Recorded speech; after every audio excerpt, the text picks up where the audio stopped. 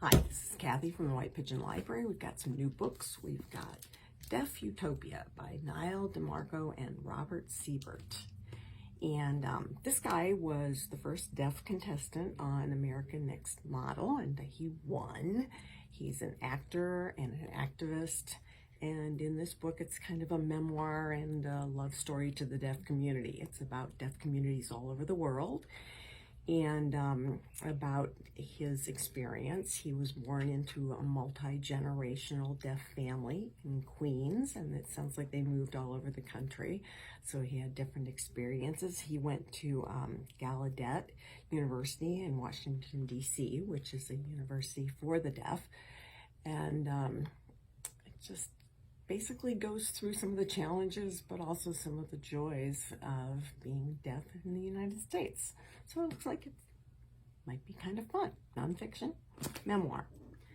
We've got another book by Colson Whitehead, Crook Manifesto. He's a genius.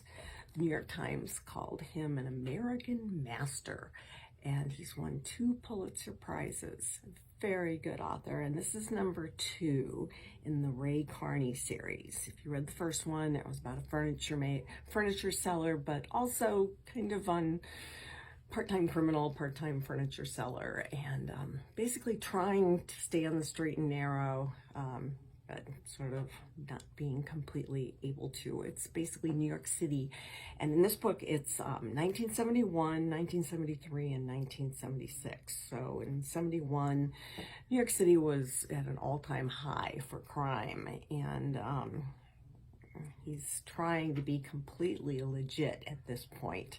He's still friends with his ex-partner in crime, Pepper, but trying to stay on the straight and narrow. And then it jumps to 1973 when it talks about the counterculture in New York City and, you know, Harlem, and it's just a beautiful description of the city at that time.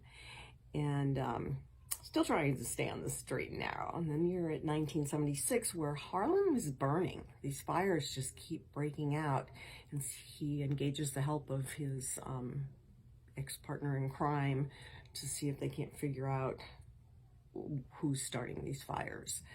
They call it a darkly funny portrait of Harlem in the 70s, and he's such a lovely author that it just doesn't matter what it's about. Just the words are wonderful. So this one definitely highly recommend. Colson Whitehead, Crook Manifesto.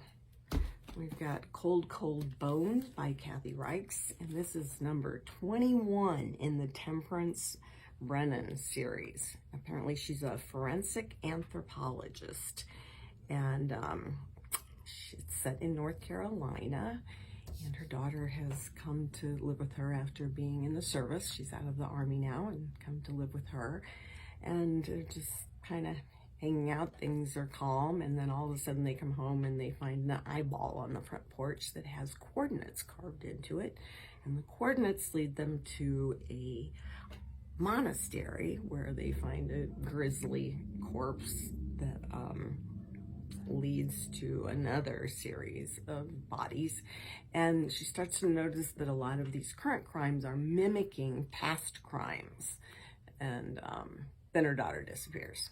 So Cold Cold Bones, if you like this series, number 21. What Lies in the Woods by Kate Alice Marshall, and this is about 3 11-year-olds who playing in the woods and having magical fantasies, and all of a sudden one of them was attacked and managed to survive and put her attacker in prison, and it turns out he was a serial killer. But now it's 21 years later, and apparently they've been lying, and so now they need to unearth the secret that is in the woods, and I guess we'll see whether or not they actually put the right person in jail. So, What Lies in the Woods, and lies is, you know, lies as in untruths. So that's what we've got this week. We'll have more next week. Have a good holiday weekend. Thank you.